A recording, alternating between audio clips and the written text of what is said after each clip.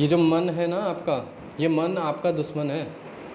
जब भी पढ़ने बैठोगे ये तुम्हें कुछ देर पढ़ने देगा, उसके बाद थोड़े ही देर के बाद तुम्हें एक सिग्नल देगा कि भाई उठ जा, हो गई पढ़ाई आज की, ठीक है, चल थोड़ा सा फ़ोन देख ले, थोड़ा सा कुछ स्क्रॉल कर ले, 5-10 मिनट का ब्रेक ले ले, उसके बाद अपनी पढ़ाई स्टार्ट करना। अब ये जो मन की सुनता है वो अपने दुश्मन की सुन रहा है। तो अपने मन के प्रोक्रेस्टिनेशन को प्रोक्रेस्टिनेट करना सीख जाइए। बिल्कुल सही सुन रहे हैं आप। जो मन आपको प्रोक्रेस्टिनेट करवाता है ना, उसको प्रोक्रेस्टिनेट करना सीखिए। मीन्स कि जब मन बोले कि यार चलो ब्रेक लेते हैं, ठीक है, अब उस तुरंत सिग्नल को एक्सेप्ट मत करो, उसको बोलो ठहर जा, थोड़ी देर बाद ब्रेक लूँगा। 5 मिनट 10 मिनट थोड़ा सा खुद को और फोर्स करो और बैठे रहो टेबल एंड चेयर पर। फिर जब ब्रेक लो तो डायरेक्ट अपने फ़ोन के टच में मत जाओ, डायरेक्ट अपने बेड के टच में मत जाओ, थोड़ा सा वॉक करो, पानी वानी पियो, जिस काम के लिए ब्रेक लिए हो वो करो, खुद को स्ट्रेच करो, ठीक है, और थोड़ा सा कुछ मोटिवेशनल सॉन्ग्स वगैरह सुन लो। ये सब करके कोशिश करो कि अवॉइड करो बेड को और अवॉइड करो फ़ोन में वो चीज़ें करने को जो एडिक्टिव है या जो तुम्हें डिस्ट्रैक्ट कर देती है। और अगर कर भी रहे हो तो उतना लो कि भाई मुझे बस इतने मिनट्स का ब्रेक लेना है, ये रहे अलार्म, अलार्म का रिंग जैसे ही बजेगा मुझे अपने स्टडी टेबल पे बैठना है। तो जब इस तरीके से अपने आप से ऑनेस्टी दिखाएंगे, अपने मन को कंट्रोल करने की कोशिश करेंगे, तब ये मन आपको आगे बढ़ने देगा। अदरवाइज़ मैं हमेशा कहता हूँ मन दुश्मन है, जितना सुनोगे उतना फंसोगे। और बताएं क्या क्या दिक्कत आ रही है। हाँ रमशा, आप आराम से दे सकते, तो इसके लिए आप चिंता मत करो, कॉल पे बात कर लूँगा, ठीक है। आपको मेंटरशिप चाहिए वो मिलेगी ना, पैसे तो आप आराम से दे देना। जो भी मार्केट में मेंटरशिप चल रही हैं उनसे हाफ प्राइस में मैंने 3 लेयर मेंटरशिप दिया है, ठीक है। और जिन बच्चों को ग्रुप मेंटर और सीनियर मेंटर अभी तक नहीं दिया है उनके लिए मैं काफ़ी हूँ, फिर भी मैं आगे दूंगा, ठीक है, फिर भी मैं आगे दूंगा जी। कुछ ग्रुप में जीएम इसलिए नहीं है क्योंकि धीरे धीरे मैं जीएम्स को ऐड कर रहा हूँ, क्योंकि मैं जीएम्स के डिपेंडेंट आपको नहीं छोड़ना चाहता, ठीक है। जैसे बाकी अदर मेंटरशिप में होता है कि ग्रुप मेंटर कितना एक्सपीरियंस है कितना नहीं है, सीनियर मेंटर कितना एक्सपीरियंस है कितना नहीं, उससे फ़र्क नहीं पड़ता। वो अगर नीट क्रैक किया है, ठीक है, तो बस उसको पकड़ा दो एक बच्चे को गाइड करने के लिए। मैं ये नहीं मानता, मैं ये नहीं मानता कि कोई भी नीट क्रैक करने के बाद रेडी है किसी भी बच्चे की नीट की प्रिपरेशन को गाइड करने के लिए। रीज़न, अभी तक उसने सिर्फ अपना एक्सपीरियंस देखा है, उसने सिर्फ अपना सिलेक्शन देखा है, उसने सिर्फ अपनी गलतियाँ देखी है, उसने सिर्फ अपना पोटेंशियल देखा है, वो सिर्फ अपनी कैपेबिलिटी जानता है। बट जो एक्सपीरियंस मेंटर होता है वो हर बच्चे को अपने तरीके से देखता है।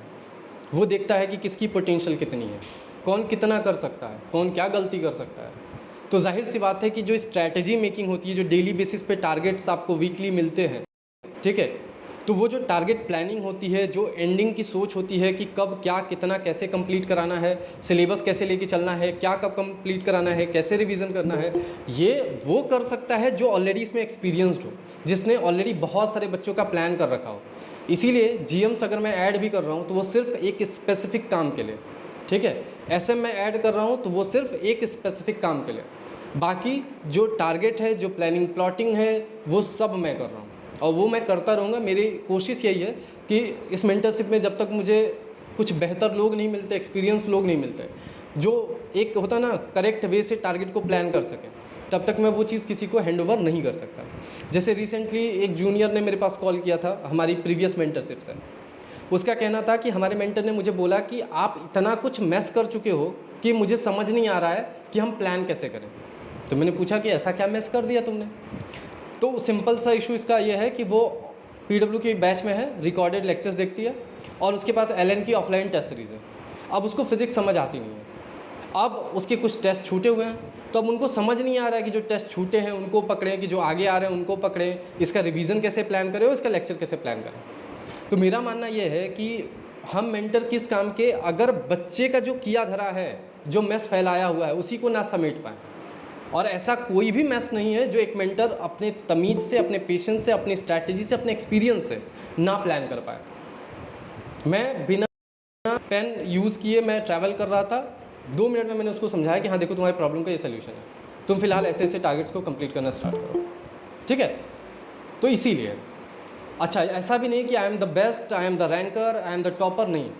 मैं बस ये मेंटरशिप करते आ रहा हूँ, 5 सालों से मैंने अपना 24/7 फुल टाइम, जिसको कह लो एज अ प्रोफेशनल मेंटर, मैंने अपनी इस मेंटरशिप को दिया है।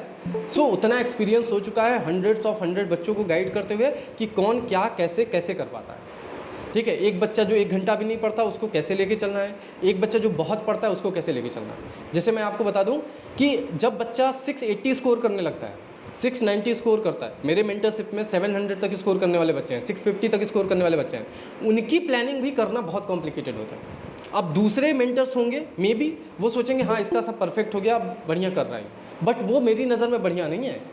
क्यों? क्योंकि if you are topper in your class, you are in wrong class. तो अगर तुम 680 ला रहे हो, तो तुम 700 क्यों नहीं ला रहे हो? अगर तुम 700 ला रहे हो तो तुम 720 क्यों नहीं ला रहे हो? और अगर तुम 720 ला रहे हो तो तुम 2 घंटे में पेपर सॉल्व क्यों नहीं कर पा रहे हो? तो मेरे इंप्रूवमेंट के स्कोर कभी ख़त्म ही नहीं होता, मेरे इंप्रूवमेंट के स्कोप कभी ख़त्म नहीं होता। मैं मेरे बच्चे को एक तो एंड डेट तक गिव अप करने नहीं दे सकता, दूसरी बात मैं एंड डेट तक उसका इंप्रूवमेंट का सोचना बंद नहीं कर सकता। मेरे लिए कभी कोई परफेक्ट नहीं है। मेरे लिए अगर तुम एक दिन पहले भी बोलो कि रैंक 1 स्कोर करने जा रहा हूँ, तो शायद मेरे पास कुछ हो जो तुम्हें समझा पाऊँ।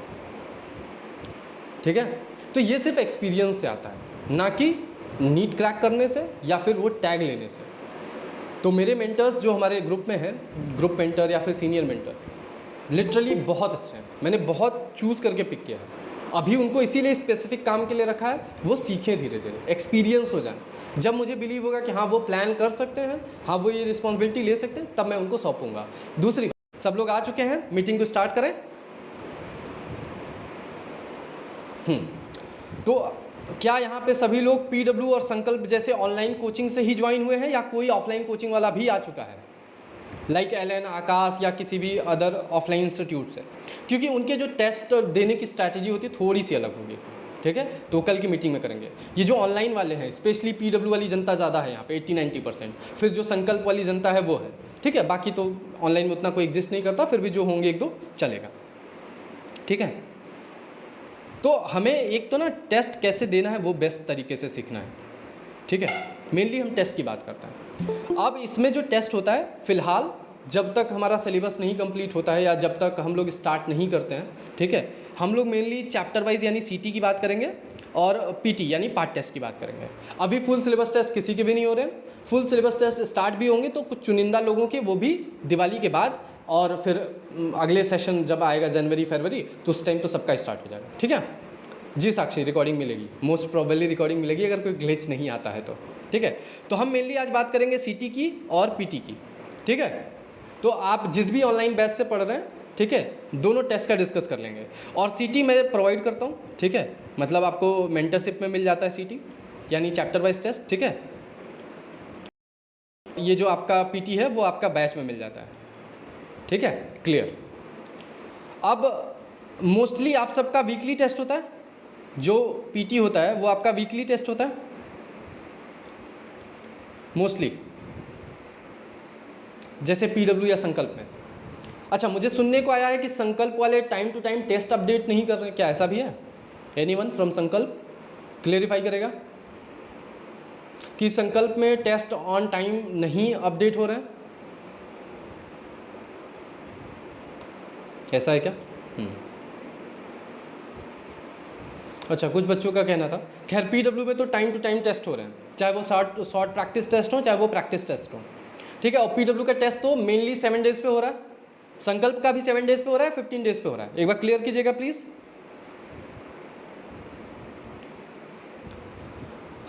ओके, सो ओवरऑल हम जो भी 7 या फिर 15 डेज में पढ़ते हैं, ठीक है, जो भी 7 डेज या 15 डेज में पढ़ते हैं, वही हमारा शॉर्ट टेस्ट में आता है या फिर प्रैक्टिस टेस्ट में आता है। एग्जैक्टली। अब इस प्रिपरेशन, इस टेस्ट की प्रिपरेशन हमारी जो स्टार्ट होती है जब चैप्टर ऑन गोइंग होता है। जब चैप्टर ऑन गोइंग होता है हमारे टेस्ट की प्रिपरेशन, ठीक है, जो हमारा वीकली टेस्ट है उसकी जो प्रिपरेशन है वो यहीं से स्टार्ट होती है, जब हमारा टेस्ट ऑन गोइंग हो। ये ध्यान रखिएगा, सॉरी, जो हमारा चैप्टर ऑन गोइंग हो। जो भी वीकली टेस्ट होते हैं उसमें मोस्टली जो चैप्टर्स थ्रू आउट वीक चलते हैं वही आते हैं। तो हमारा जो ऑन गोइंग चैप्टर होता है, ठीक है, उसके टेस्ट की प्रिपरेशन हम साथ के साथ करते जाएंगे, क्योंकि वो एंड ऑफ द वीक या फिर 15 डेज़ पे होने वाला है। कैसे करेंगे? अब यहाँ पे 2 चीज़ें ध्यान रखने वाली हैं। सबसे पहली मिस्टेक होती है कि जो ऑन गोइंग चैप्टर्स चल रहे होते हैं, ठीक है, जो ऑन गोइंग चैप्टर्स चल रहे होते हैं, हम इस पर डेली क्वेश्चन नहीं करते हैं, डेली क्वेश्चन नहीं करते हैं। ये सबसे पहली मिस्टेक होती है। अगर आप ऑन गोइंग चैप्टर्स पे डेली क्वेश्चन या फिर डीपी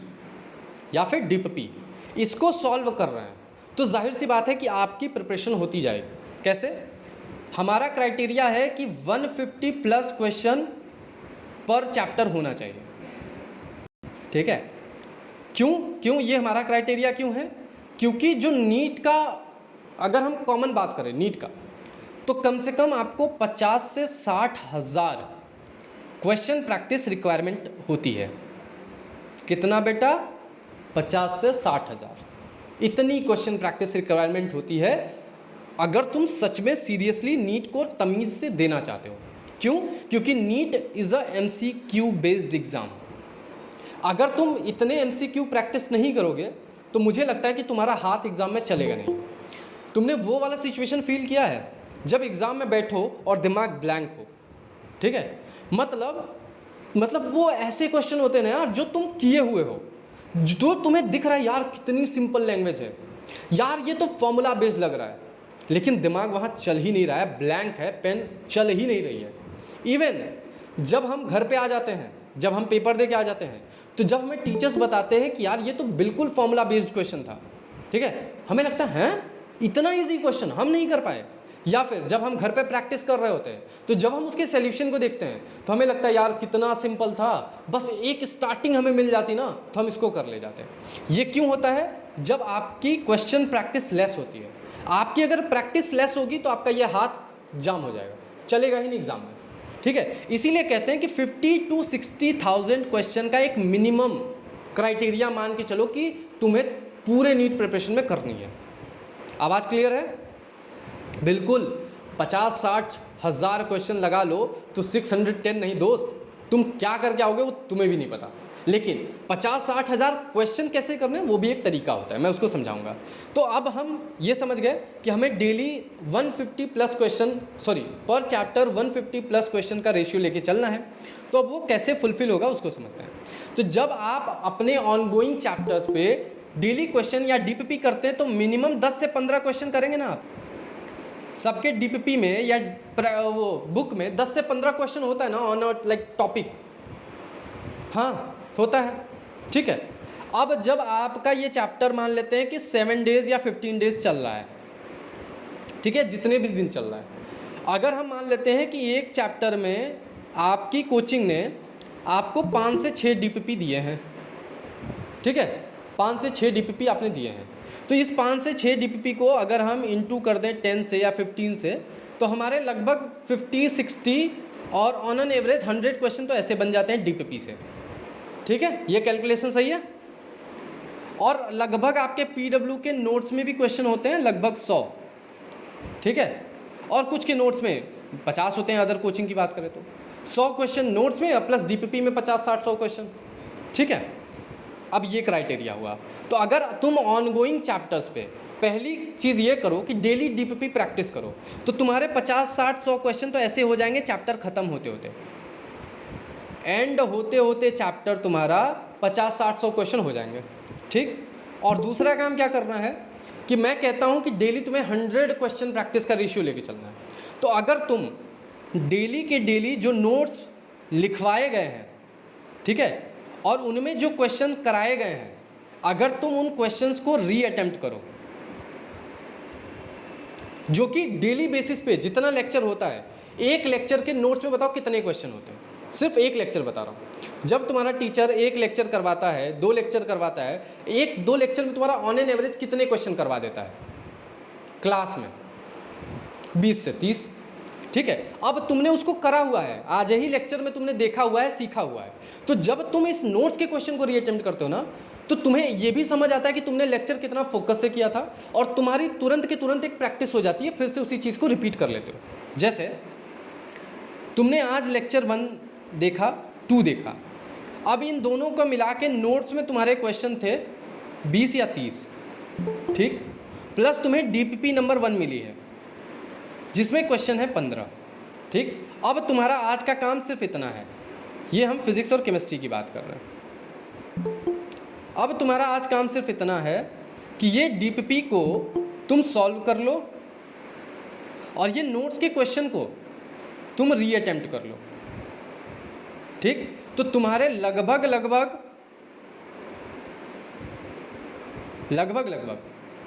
30-40 क्वेश्चन तो यही प्रैक्टिस हो गए डेली बेसिस पे, और वो भी किस चैप्टर पे, जो तुम्हारा ऑन गोइंग चल रहा है, ठीक। ऐसे करते करते जब ये चैप्टर एंड होगा तो तुम्हारे लगभग 100 से 150 क्वेश्चन हो चुके होंगे। आई एम राइट और नॉट? और ये जो 100 से 150 क्वेश्चन होंगे, ये सच बताऊं बहुत ही इंपॉर्टेंट क्वेश्चन होंगे। क्यों? क्योंकि ये नोट्स के क्वेश्चन है, क्योंकि ये डीपीपी के क्वेश्चन है। और जब पीडब्ल्यू 3-4 सालों से नीट होता जा रहा है तो ऑनलाइन आके क्या बोलता है बताओ। जैसे ही नीट का पेपर होता है तो पीडब्ल्यू के टीचर्स, मैं स्पेशली पीडब्ल्यू को फोकस कर रहा हूँ बिकॉज हमारे पास 80% जनता वहीं की है, तो जब पीडब्ल्यू के टीचर्स ऑनलाइन आते हैं नीट का पेपर होने के बाद तो क्या बोलते हैं, पूरा पेपर नोट्स से था, और वो प्रूफ भी देते हैं। क्या वो प्रूफ गलत होता है? क्या ये प्रूफ गलत होता है? बिल्कुल नहीं होता, वो पूरा नोट से होता है। तो हमारा जो दिमाग है, पहले तो ये ध्यान रखना होगा हमारा नोट्स। अब ये लॉजिक क्या है कि सर नोट से क्वेश्चन आते कैसे हैं? पहली बात तो एग्जैक्ट कभी नहीं आता, कॉपी पेस्ट नहीं होता, कुछ होता है 1-2-4% कॉपी पेस्ट होता है, टीचर एक्सपीरियंस है। बाकी टाइप ऑफ क्वेश्चंस होते हैं, अब तुम्हारा टीचर इतना स्मार्ट है कि वो पर चैप्टर डीपीपी और नोट्स मिला के 100 to 150 क्वालिटी क्वेश्चन, ठीक है, क्वालिटी क्वेश्चन करवा देता है, ठीक। अब इसके बाद बताओ कुछ बचता है क्या? अब कहाँ से आएगा कॉन्सेप्ट?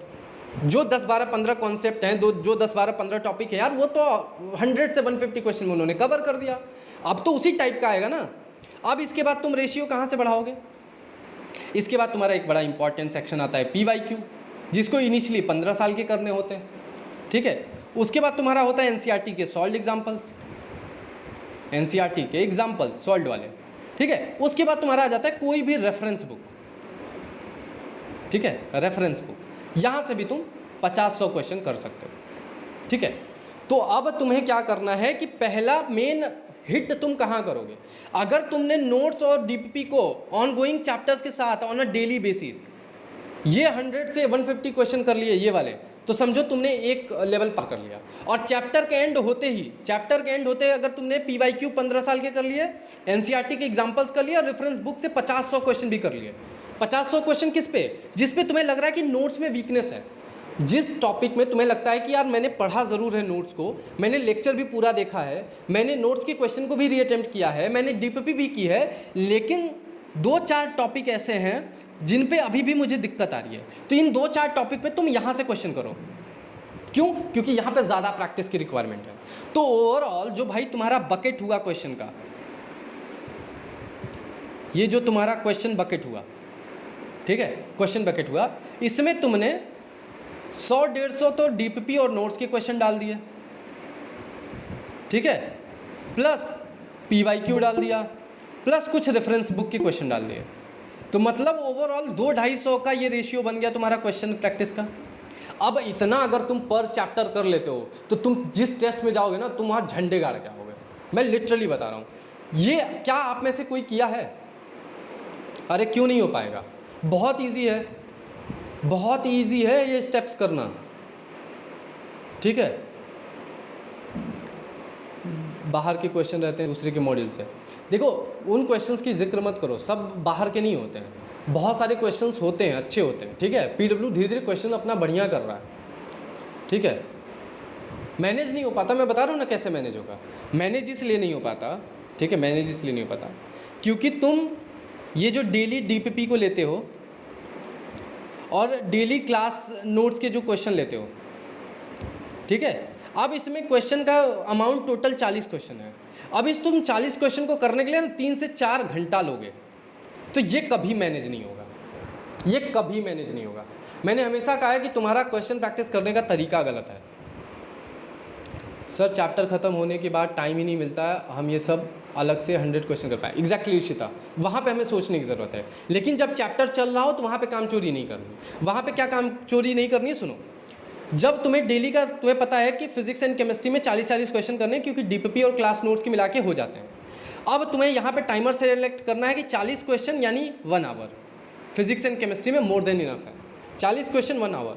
अब तुम्हें सिर्फ इतना करना है, 1 आवर में जितने क्वेश्चन तुमसे बन पड़े बिना पेन स्टॉप किए, ठीक है, बिना पेन स्टॉप किए, पेन स्टॉप नहीं होनी चाहिए। क्वेश्चन पढ़ो, पेन चलना स्टार्ट हुई क्वेश्चन करो, पेन नहीं चल रही क्वेश्चन को स्किप करो। ऐसे करते करते 1 आवर में जितना क्वेश्चन हो बनेगा। और अगर 1 आवर के बीच में ही हमारा लगता है कि बस हम बोल गए, अब इससे ज़्यादा नहीं हो सकता, इस 40 क्वेश्चन को मल्टीपल टाइम्स पढ़ेंगे जब तक 1 आवर खत्म नहीं होता।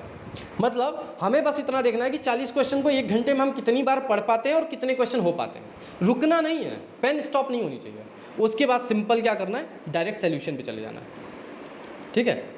अब मैं आपको डायरेक्ट सोल्यूशन पे जाने के लिए बोल रहा हूँ, कहीं कहीं पे ये चीज़ वर्क नहीं करती। जो बच्चे अच्छे होते हैं वो डायरेक्ट सोल्यूशन पे नहीं जाते हैं, जिनके पास टाइम होता है। जैसे मोस्टली रिपीटर्स, जब वो एक दिन क्वेश्चन प्रैक्टिस करते हैं तो आज अगर क्वेश्चन नहीं बना तो डायरेक्ट सोल्यूशन पे नहीं जाएंगे, वो अगले दिन फिर से उसके नोट्स पढ़ेंगे एंड देन फिर उसको रीअटेम्प्ट करेंगे, उसके बाद सोल्यूशन पे जाएंगे। बट जब तुम्हारे पास टाइम का इशू है, तुम अभी लाइक एवरेज बच्चे हो, तो तुम डायरेक्ट सोल्यूशन पे जाओ, ठीक है, अप्रोच मिलाओ, ठीक है, अप्रोच मिलाओ कि किस पॉइंट पे हम गलती कर रहे थे। क्या फॉर्मूला की वजह से नहीं बन रहा था, कॉन्सेप्ट की वजह से नहीं बन रहा था, कैलकुलेशन में फंस गए थे। जो अप्रोच गलत थी उसको सीखो, उसको समझाओ, खुद को एज अ टीचर समझाओ कि यार देख ऐसे क्वेश्चन दिया था, ये इशू था, ये इशू था, ये इशू था, ठीक है। इस तरीके से जब समझा लोगे तो तुम्हें दिमाग में फीड हो जाएगा। अब ये क्वेश्चन तुम्हारा हो गया कि जितना बना उतना किया, जितना नहीं बना उसके सोल्यूशन देख के अप्रोच दिखा के समझा दिया खुद को। अब ऐसे करते करते तुम्हें डेली बेसिस पे चलते जाना है। देखो डेली बेसिस पे ऐसे करोगे तभी होगा, मैनेज करना पड़ेगा, ठीक है। मान लेते हैं कि 3 घंटे का लेक्चर था, ठीक है, प्लस 1 घंटा का तुम्हारा ये डीपीपी का प्रैक्टिस था। 4 घंटा तुम्हारा फिजिक्स में गया, ठीक है, 4 घंटा तुम्हारा केमिस्ट्री में गया, ठीक। उसके बाद जो बचेगा वो बायो में जाएगा। तो 4 8 घंटा मिनिमम तो देना ही पड़ेगा। इससे कम में कैसे होगा, मतलब इतना तो रिक्वायरमेंट है ही है, समझ रहे हो। तो मैं रफली 40 लेके चल रहा हूँ, हो सकता है नोट्स और डीपीपी का मिला के डेली बेसिस पे 15-20 क्वेश्चन हो। तो कुल मिला के बस तुम एक चीज़ ध्यान रखो, अपने दिमाग में एक बैठा लो कि चैप्टर एंड होते होते तुम्हारे 100 क्वेश्चन हो जाने चाहिए। ये कर सकते हो कि नहीं, पहले ये बताओ। बाबा रिवीजन टारगेट हमेशा सेकंड प्रायोरिटी होती है। हमेशा लेक्चर और नोट्स पहले समझना और उस पर अप्लाई करना ज़रूरी होता है। मुझे एक बात बताओ, आज तुमने लेक्चर देख लिया, ठीक। अब अगर तुम इसके डीपीपी को और क्लास नोट्स के क्वेश्चन को नहीं रीअटेम्प्ट करोगे या नहीं अटेम्प्ट और रीअटेम्प्ट करोगे, तो ये बताओ तुमने इनका एप्लीकेशन कैसे सीखा, तुमने इनका एप्लीकेशन कहाँ सीखा, मुझे समझाओ। और बिना एप्लीकेशन सीखे तुम आगे बढ़ रहे हो तो बहुत गलती कर रहे हो। मुझे एक बात बताओ, आज मैंने कोई चीज़ खाई है, उसको मैं आज डाइजेस्ट नहीं कर रहा हूँ, मैं उसको 2 दिन बाद, 3 दिन बाद या 1 हफ्ते बाद डाइजेस्ट कर रहा हूँ, क्या वो डाइजेस्ट होगा या क्या वो मुझे एक्स्ट्रा और खाने देगा? यही गलती तुम कर रहे हो, ये गलती है तुम्हारी। तुम्हें एप्लीकेशन सीखना होगा। अगर तुम डेली लेक्चर्स को डाइजेस्ट ही नहीं कर पाए तो तुम आगे सीख ही नहीं पाओगे, तुम फंस जाओगे। डाइजेस्ट कैसे होता है? एप्लीकेशन से, ठीक है। और एप्लीकेशन क्या होता है? डीपीपी को और नोट्स को, यानी नोट्स के क्वेश्चन को, ठीक है, उसी दिन सॉल्व करने से, उसी दिन सॉल्व करके उसकी गलती देख लेने से, ठीक है। बस टाइम वेस्ट नहीं करना है, जितना बन रहा है उतना ही बनाओ, पेन स्टॉप नहीं होनी चाहिए, घंटे बर्बाद नहीं करना है। अगर अब तुम उसमें के नीट एस्पिरेंट हो मेरे दोस्त, जो छोटे छोटे बातों पे, छोटी छोटी क्वेश्चन प्रैक्टिस में, ठीक है, मान लो 40 क्वेश्चन उठाया, 1 घंटा लग गया, क्वेश्चन बना सिर्फ 10, ठीक है। अब तुम गिव अप मार दे रहे हो, तुम डीमोटिवेट हो जा रहे हो। जो किस नहीं तुमसे क्वेश्चन बना उसके रीजन तक तुम जा ही नहीं रहे हो, ठीक है। तुम सीखने की कोशिश ही नहीं कर रहे हो। तुम खुद से ये एक्सपेक्टेशन लगा के बैठे हो कि आई एम द चच्चा ऑफ आइंस्टाइन, ठीक है। एक बार लेक्चर देखा, एक बार देखा, सब आ जाना चाहिए। अरे कैसे आएगा भाई, क्यों आएगा? तब नीट नहीं क्रैक कर लेते तुम? 20 लाख लोग ऐसे ही लेक्चर देख देख कर नहीं लेते। रगड़ना पड़ता है क्वेश्चन प्रैक्टिस में, बार बार रगड़ना पड़ता है, सीखना पड़ता है। क्वेश्चन प्रैक्टिस या फिजिक्स के क्वेश्चन सॉल्व कराना, फिजिकल केमिस्ट्री के क्वेश्चन सॉल्व कराना, दुनिया का कोई टीचर नहीं सिखा सकता। वो सिर्फ तुम्हें कॉन्सेप्ट बता सकता है, वो सिर्फ तुम्हें अपनी लैंग्वेज में थ्योरी समझा सकता है। एप्लीकेशन तुम्हें खुद करना होगा, और उस एप्लीकेशन में जब फंसोगे तो तुम्हें खुद सीखना होगा, खुद को हिम्मत देके, खुद को पेशेंस देके, खुद को एकदम मोटिवेट करके। यही है एक्चुअल नीट प्रिपरेशन। तुम्हें क्या लगता है कि ये जो डेली तुम क्लास कर लेते हो, उसके बाद थोड़े से 2-4 क्वेश्चन कर लेते हो, ठीक है, रिवीजन के नाम पे थोड़ा बहुत कुछ भी उठा लिया कर लिया, ये तुम करके 10-12 घंटा पढ़ते हो और तुम सोचते हो कि you are real NEET aspirant, you are a real NEET applicant, you are not a real NEET aspirant. क्यों? क्योंकि एक नीट एस्पिरेंट को स्ट्रगल करना पड़ता है।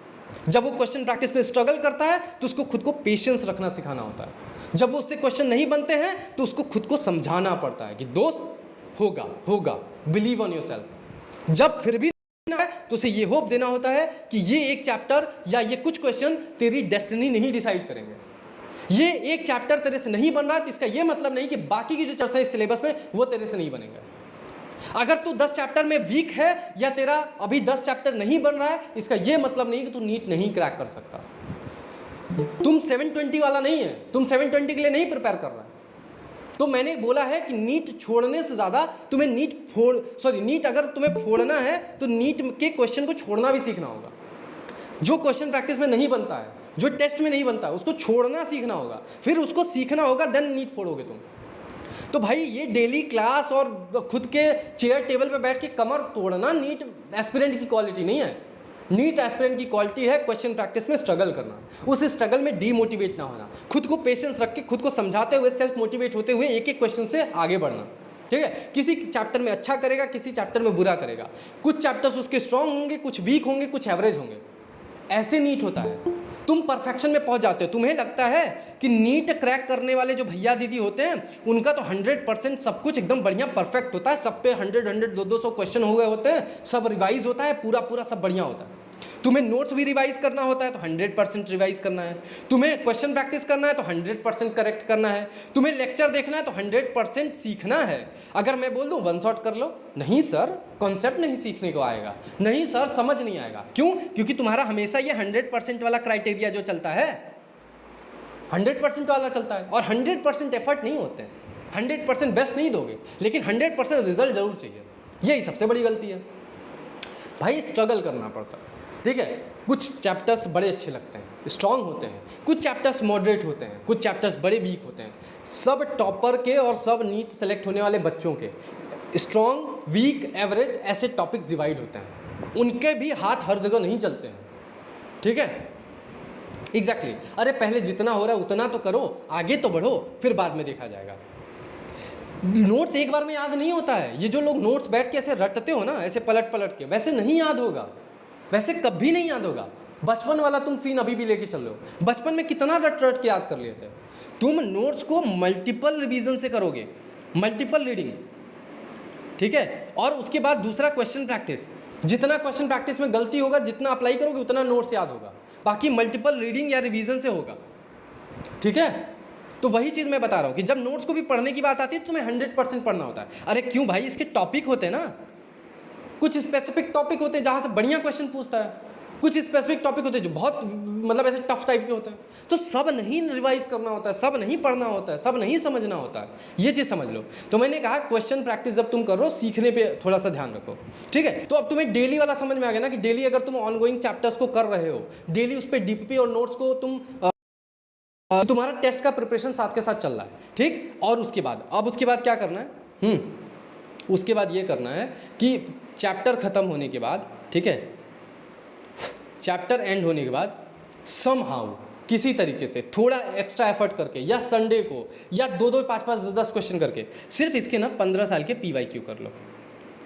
बस इतना ही तुम्हें चाहिए, बस इतना ही चाहिए, कोई दिक्कत नहीं। अगर तुम ऑन गोइंग चैप्टर्स के साथ साथ 100 क्वेश्चन तुम कर चुके हो तो उसके बाद बस PYQ करो, फिलहाल के लिए टेस्ट के लिए तुम रेडी हो चुके हो। ठीक है, लेकिन अगर ऑन गोइंग चैप्टर्स चल रहा है, तुम्हारा चैप्टर एंड भी हो गया, ठीक है, और तुम्हारा PYQ तो हुआ नहीं, ये जो 100 क्वेश्चन होना था नोट्स का और DPP का वो भी नहीं हुआ है, तो तुम सबसे गलत प्रिपरेशन कर रहे हो। ठीक है। डीपीपी रीअटेम्प्ट नहीं करनी है, नोट्स रीअटेम्प्ट करना है। इरशाद समझा रहा हूँ, रुक जाओ, समझ गए? तो नोट्स के क्वेश्चन क्लास में कराए जाते हैं तो उनको रीअटेम्प्ट करना है, ठीक है, और डीपीपी को अटेम्प्ट करना है। कुछ लोग नोट्स का ऐसा भी करते हैं कि वो क्लास जब में होता है ना तो वहीं पे पॉज करके अटेम्प्ट कर लेते हैं। अगर वो क्वेश्चन राइट हो जाता है तो उसको नहीं लिखते हैं, अगर वो रॉन्ग हो जाता है, ठीक है, मतलब मिस्टेक हो जाता है, मतलब इनकरेक्ट हो जाता है तो उसको लिख लेते हैं और फिर उसको रीअटेम्प्ट करते हैं। सिर्फ नोट्स में भी सिलेक्टिव क्वेश्चन होते हैं, ज़रूरी नहीं सारे क्वेश्चन तुम रीअटेम्प्ट करो। अरे बेसिक फॉर्मूले पे दिया है, तुमको आता है तो काय को रीअटेम्प्ट करोगे बाबा, ठीक है। ऐसे क्वेश्चन करो जो सच में हाँ भाई दमदार है, तुमसे नहीं बन रहा है, ठीक है।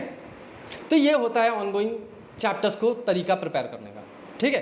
अब जब तुम ऐसे करते चलो, फिजिक्स में हो चाहे वो केमिस्ट्री में हो, और बायो में क्या है, बायो में सिंपल सा रूल है, बायो में मोस्टली लोग वन शॉट देख ही रहोगे, तो वन शॉट कर लिया, ठीक है। इसके बाद एक तो वन शॉट के साथ साथ एनसीईआरटी ओपन किए थे तुम, ठीक है। वन शॉट देखना भी तो विपिन शर्मा के 3 साल पुराने वाले, ठीक है। तो वन शॉट के साथ एनसीईआरटी करे ही थे। उसके बाद वन शॉट एंड जैसे ही हुआ, ठीक है, वन शॉट जैसे ही एंड हुआ उसके बाद एक बार एक और एनसीईआरटी कर लिया, मतलब फिर से एनसीईआरटी कर लिया, और उसके बाद क्वेश्चन प्रैक्टिस कर ली। बायो में 150 क्वेश्चन तो मिनिमम लेके चलो, मिनिमम पर चैप्टर, बस इतना ही काफ़ी है बायो में। बायो में तुम्हें कौन सा डेली बेसिस पे करना है। जो लोग डेली लेक्चर्स करते हैं वो डीपीपी के साथ कर सकते हो।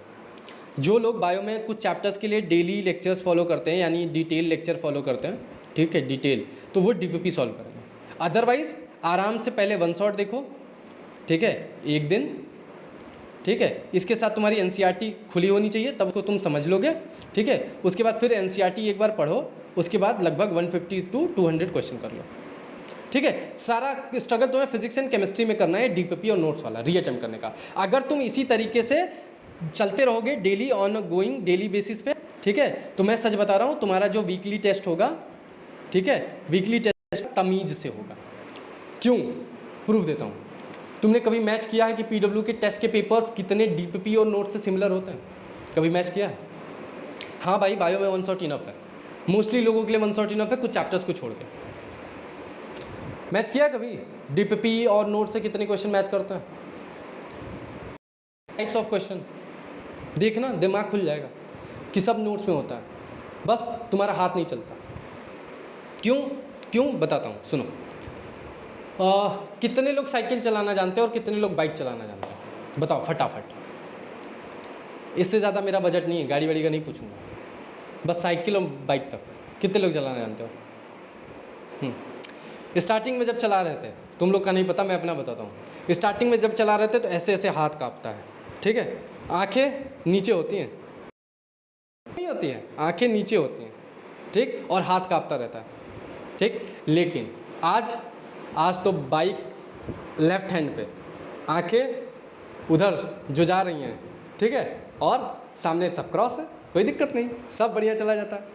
आया ना करने, ठीक है। साइकिल भी चला रहा है, ठीक है, एक हाथ से साइकिल चला रहे हैं, कुछ लोग छोड़ के चला लेते हैं, ठीक है, मतलब ध्यान इधर है, ध्यान उधर है, लेकिन बाइक नहीं गिरेगी, साइकिल नहीं गिरेगा। वो अलग बात है, कभी यमराज जी ज़्यादा खुश हो जाए तो तुमको देखने के चक्कर में दिखा देंगे, ठीक है। तो सड़क दुर्घटना से बचने के लिए निगाहें सड़क पे, ट्रैफिक पे रखिए, ठीक है, इधर उधर मत रखिए। लेकिन फिर भी मैं बता रहा हूँ कि प्रैक्टिस इतनी हो चुकी है, सब कॉन्शियस माइंड इतना हो चुका है कि हो जाता है। अगर एक अच्छा वाला एग्जांपल दूँ, एक बार मुझे नाम याद नहीं आ रहा है, बट जहाँ तक क्लियर है, महाभारत के अर्जुन की ही बात है ये। जब अर्जुन जी खाना खा रहे थे, ठीक है, अपना रात्रि भोजन कर रहे थे, अचानक से अंधेरा हो जाता है, कुछ रहा होगा वो लाइट वाइट कुछ भी ऐसे जिम। अब उस ज़माने में कौन देखा, मान लो कटवट गया, ठीक है, वो बुझ गया, ठीक है, अंधेरा हो गया, ठीक। अब अंधेरा हो गया तो वो क्या नोटिस किए कि अंधेरा तो हो गया लेकिन उनका हाथ उनके मुंह में ही जा रहा है, ये ऐसे जा रहा है। तुम्हारे साथ भी हुआ होगा, हुआ है ना? अब ये बताओ, हाथ के अंदर आँख है क्या? उसको कैसे पता कि मुंह यहीं पे है, और उसको कैसे पता कि खाना यहीं पे है? अभी तुम कोई और चीज़ लेने चले जाओ तो तुम्हारा हाथ नहीं ढूंढ पाएगा, लेकिन तुम्हारा हाथ खाना और मुंह का कोऑर्डिनेशन इतना मस्त कैसे बना लेता है, लाइट ना होने पे भी, अंधेरे में भी। Muscle memory, exactly word use किया पंकज ने, muscle memory. It's a subconscious mind game. Brush toothbrush, नींद में रहो, बस आगे पीछे ऊपर नीचे, ऐसा नहीं कि नाक में डाल दोगे, ऐसा नहीं कि आँख को साफ कर लोगे, कान को साफ कर लोगे, ऐसा नहीं करोगे ना। बस नींद में, स्कूल में बचपन जाते थे ना, ठीक है, नींद में बस हो गया, कुल्ली करके चल दिए।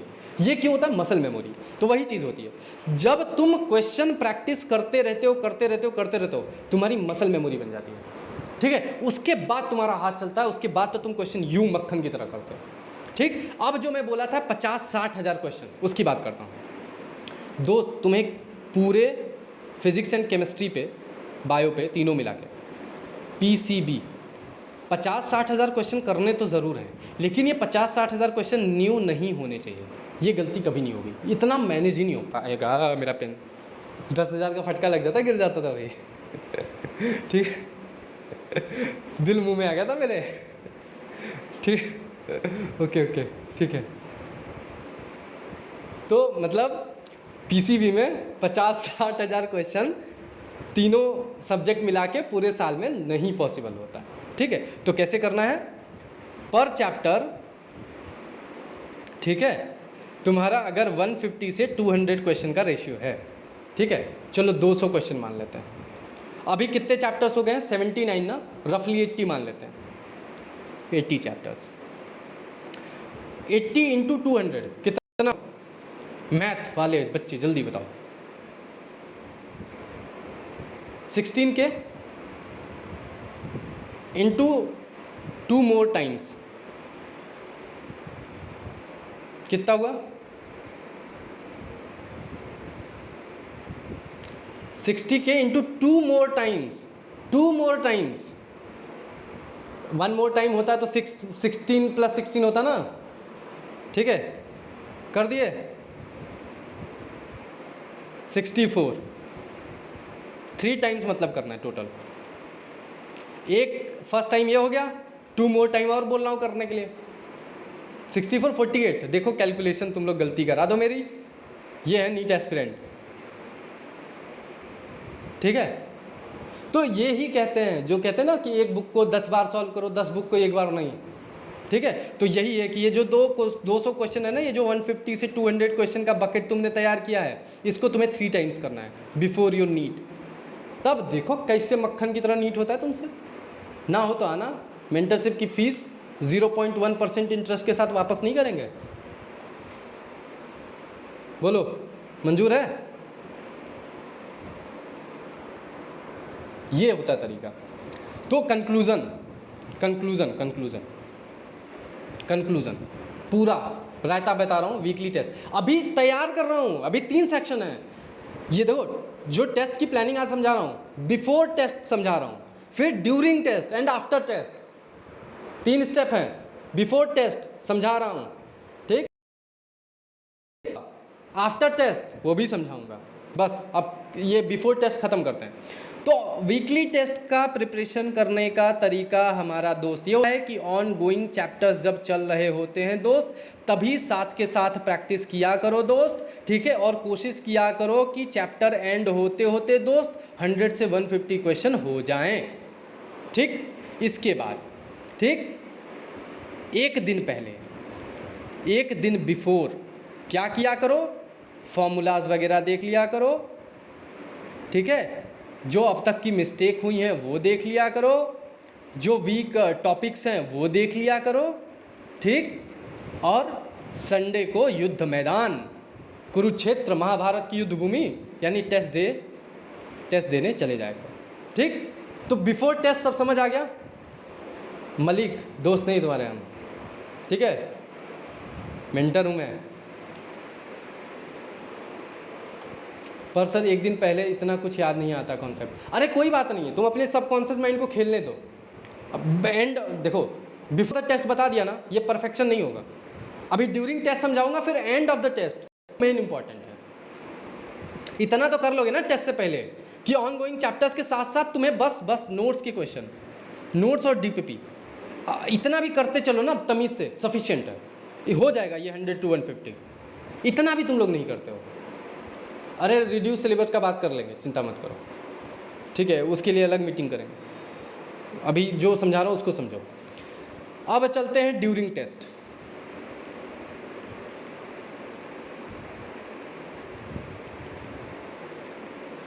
स्टेप 2, ठीक है, ड्यूरिंग टेस्ट की बात करते हैं। सबसे पहली गलती मैक्स टाइम जो टेस्ट का होता है 3 आवर 20 मिनट्स फॉर 720 स्कोर, और लगभग 1.5 घंटा होता है ना वो शॉर्ट टेस्ट का। जो 192 का होता है वो कितने घंटे का होता है तुम्हारा? 2 घंटे का, 1.5 घंटे का? बोलो बोलो। 1 घंटे का, 60 मिनट। ठीक है, पहला कसम ये खा लो, क्या? प्रॉमिस टू योर सेल्फ, ठीक है? क्या? तुम जब तक टेस्ट एंड नहीं होगा सबमिट नहीं करोगे। पहली गलती ये, क्यों? इस गलती का खामियाजा ये भुगतना पड़ता है कि जब तुम एक्चुअल नीट एग्ज़ाम देने जाते हो या फिर जब तुम्हारा फुल सिलेबस स्टार्ट होता है, फुल सिलेबस टेस्ट, तुम ना 2 घंटे के बाद फोकस खो देते हो। किसके साथ होता है? 2 घंटा मैक्स टू मैक्स 2.5 घंटा के बाद तुम्हारा पूरा हवा ख़राब हो जाता है। ठीक है, ये इसीलिए होता है क्योंकि तुमने कभी टेस्ट में उतना देर बैठने की आदत ही नहीं डाली। ठीक है, तुम सिंपल क्या करते हो, बस कितना आ रहा है एक बार पढ़ते हो, एक बार तुमने पढ़ा सारे क्वेश्चन को, ठीक, जितना आया किया, जितना नहीं आया उस पर सबमिट। उसके बाद क्या? मेरे से तो नहीं होगा, मेरे से तो स्कोर कम आ गया, मैं तो गधा हूँ, मैं तो ये हूँ, मैं तो नीट एस्पिरेंट हूँ, ये करते हो। ये गलती है। पहली बार टेस्ट के एंड टाइम तक लड़ना सीखो, एंड टाइम तक फोकस बनाना सीखो और एंड टाइम तक। और ये भी कैसे आएगा, सुनो। जब तुम डेली शेड्यूल में, डेली स्टडी रूटीन में दोस्त मेरे 2 से 3 घंटे का स्लॉट बना के पढ़ोगे, ठीक है, तब तुम प्रैक्टिस टेस्ट में, गलती हो गया, रुको, तब तुम प्रैक्टिस टेस्ट में 2 से 3 घंटा थोड़ा थोड़ा फोकस हो पाओगे, और तब तुम जाके एक्चुअल नीट एग्जाम में 100% फोकस हो पाओगे 3 घंटे 20 मिनट के लिए। ये चीज़ याद रखना, पहली गलती, दूसरी गलती, यहाँ सब गलती कर रहे थे। अरे रात को टेस्ट नहीं होगा ना तुम्हारा, अरे पोमोडोरो देखो, मेरे को नहीं पता, मेरे को बस इतना पता है कि हम 2 से 3 घंटा बैठेंगे और 2 से 3 घंटा अगर तुम्हारी तशरीफ, हाँ, अगर दूर कर दे रही है तो 2 थप्पड़ गाल पे। ठीक है, ये बताओ, ये पोमोडोरो के चक्कर में 45 मिनट पढ़ना है, 10 से 15 मिनट ब्रेक लेना है। फोकस तो बड़ा अच्छा है, सुनने में बड़ा अच्छा लगता है, फैसिनेटिंग बहुत बढ़िया है, व्यूज बड़ा मस्त मिलता है। क्यों यार 2 से 3 घंटे नहीं बैठा जा रहा टेबल चेयर पे? 7 घंटे ओटी में कैसे खड़े रहोगे? 5 घंटे ओटी में कैसे खड़े रहोगे? 6 घंटे कैसे टेबल चेयर पे बैठ के एकदम फ्लो में पेशेंट आ रहे हैं, धड़ा धड़, वो कैसे करोगे? नहीं होगा। ये ना अंडे से बाहर निकल के प्यारे से चूजे वाले बच्चे मत बनो, बिहेव लाइक अ एकदम चील टाइप के इंसान, हाँ, एकदम दहाड़ने वाला इंसान। ठीक है, ये सब छोटी छोटी चीज़ें ना मेंटली कमज़ोर बनाती हैं। हम क्या करें, 45 मिनट खुद को दे के कि भाई 45 मिनट पढ़ेंगे, 10 मिनट का ब्रेक लें। अबे इतने वीक हो चुके हैं क्या मेंटली कि हम 1 घंटा 2 घंटा 3 घंटा अपने फ्यूचर के लिए, अपनी ज़िंदगी बेहतर करने के लिए खुद को रगड़ नहीं सकते? इतने मेंटली वीक हो गए हैं। और हम सोच रहे हैं डॉक्टर बनना है, हम सोच रहे हैं, मतलब कोई थोड़ा सा से पिन कर देता है, हम सोच रहे हैं कि हम उसकी दुनिया हिला देंगे, मेरी मोहब्बत का इंतकाम देखेगी तू, मैं बन के आऊँगा IAS डॉक्टर। हम ये सोच रहे हैं और बैठा 2 घंटा नहीं जा रहा है। ठीक है, स्टोरी लगती है इंस्टाग्राम पे, स्नैपचैट पे, स्टडी हार्ड डे नाइट, ठीक है, ये 5 AM बना देगा, पता नहीं क्या स्टोरी लग रही है, लेकिन 2 घंटा 3 घंटा तशरीफ पे नहीं बैठता है। और सबसे गलत आदत बताऊं तुम्हारी क्या थी, मैं भी करता था अपने प्रिपरेशन में। तुम ना थोड़ा सा मोटिवेटेड हुए, तुम्हारा रूटीन थोड़ा सा बढ़िया चला, तुम अंदर चार्ज हो, एनर्जेटिक हो, उसको खुश कर देते हो। कैसे? किसी दोस्त को कॉल लगा दिया, हाँ यार मेरा ना 10 घंटे पढ़ाई चलने लगा है, हाँ यार इतने क्वेश्चन करो, अब तो नीट हो जाएगा, अब तो लग रहा है मस्त होगा, अब तो सब मैनेज हो गया। क्यों? अरे वो AM सर की मेंटरशिप ज्वाइन कर ली थी, वो दूसरे वाले भैया की छोड़ दी थी, प्रमोशन भी कर रहा हूँ इनडायरेक्टली, ठीक है, तो ये कर लिया था, वो कर लिया था। ठीक है, उसके बाद फिर क्या? एक तो ये करते हो, दूसरा क्या, इंस्टा पे, स्नैपचैट पे, कहीं भी व्हाट्सएप पे लगा दिया, इतना स्टडी किया, ये किया।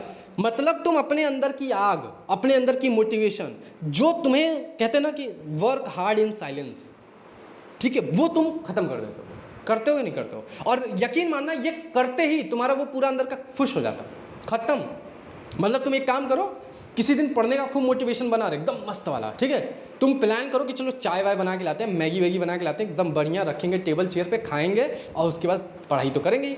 जाओ बना के लाओ, सब टेबल पे रखो, उसका स्नैप बना के या ऐसे फोटो वोटो लगा के शेयर कर दो व्हाट्सएप इंस्टा पे। मैगी खत्म, चाय खत्म, पढ़ाई का मोटिवेशन खत्म। लिख के देता हूँ, लिख के देता हूँ। हुआ है, हुआ है, सब हुआ है, ठीक है। 5 साल का इधर मेंटरशिप का एक्सपीरियंस, उसके बाद नीट का मेरा एक्सपीरियंस छोड़ दो, सब किया हुआ हूँ। मैं कहता हूँ अंदर की आग नहीं निकालनी है, अंदर दर्द। ब्रेकअप हुआ है ना, वो छोड़ के गई है, वो छोड़ के गया है, वो तेरा काटा है, ठीक है। मम्मी ने ये बोला है, पापा ने वो बोला है। हाँ, मेरी मम्मी भी बोली थी कि तू बस बैठ के खा, तुम लोग तो बस खाने के लिए जन्मे हो, ठीक है। कब नीट एग्ज़ाम दे के आया था 6 बजे, ठीक है, पहला निवाला पूरे दिन का मुँह में जा रहा था। हाँ, तुम लोग तो बस खाने के लिए पैदा हुए हो, सबके बच्चे तो सिलेक्शन ले रहे हैं। आज उसी फैमिली को खिलाता हूँ मैं, ठीक। अंदर था, अंदर था, उसी दिन था, पैसे नहीं लूँगा, अब जो करूँगा दम पे करूँगा, ठीक है। ईगो में नहीं बोला था, कॉन्फिडेंस था। क्यों? पता था कर लूँगा, कुछ ना कुछ तो करूँगा। ताने मिले थे, हाँ, मम्मी शायद गलत भी थी, मम्मी शायद सही भी थी। क्यों?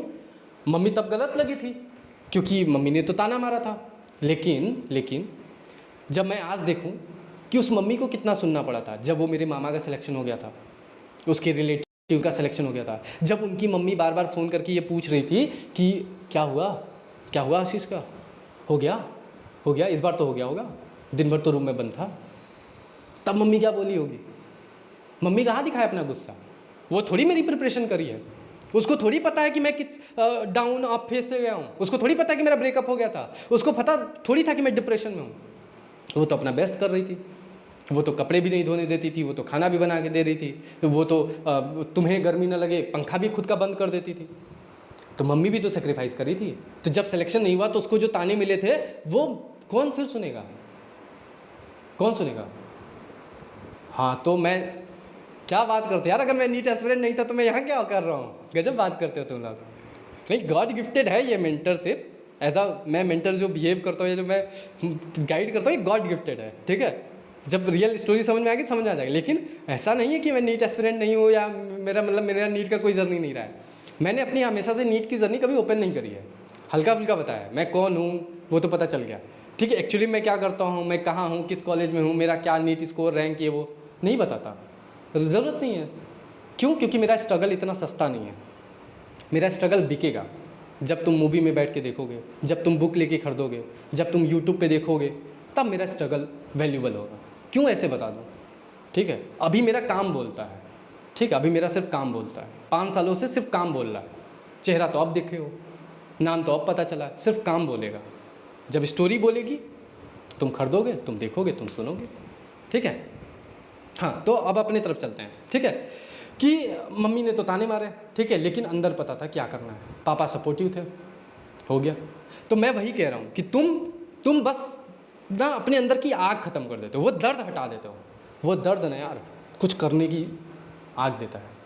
अभी रिसेंटली मेरे साथ जो भी हुआ, मेरे प्रीवियस टीममेट्स के साथ बढ़िया गाली वाली मिला, ठीक है।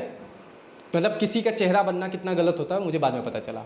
आज भी जब आप में से बहुत सारे बच्चे बोलते हैं 12,000 वेस्ट हो गया, ठीक है, कुछ लोग बोलते हैं उनका रिटर्न नहीं हो रहा है, क्या नहीं हो रहा, ठीक है। मैं हर चीज़ में गलत हो सकता हूँ, लेकिन मैं पैसे के मामले में बहुत साफ इंसान हूँ, ठीक है। अब वो सुन के बड़ा बुरा लगता है, ठीक है, लेकिन ना अंदर वो दर्द बना के रखा हूँ, बैठा के रखा हूँ। शायद जब तुम सब ने गालियाँ भी दी हों तो शायद मेरे आंखों से आंसू भी निकले हों। क्यों? क्योंकि मैं तो काम को अपने पूजा मानता हूँ। अब उसी काम पे उंगली उठ रही थी, अच्छा मेरी गाइडेंस पे उंगली नहीं उठ रही थी। कोई ये गाली नहीं दे रहा था कि तुम अच्छे मेंटर नहीं हो, ये लोग ये गाली दे रहे थे तुम छोड़ के क्यों जा रहे हो। वो भी मेरे लिए प्राउड की बात है, लेकिन फिर भी पड़ा तो था ही, क्योंकि लोग समझे नहीं इस सिचुएशन को कि अब कितना गलत का साथ दूँ मैं, ठीक है। तो अब उसके बाद वो जो दर्द है ना वो दबा के रखा हूँ।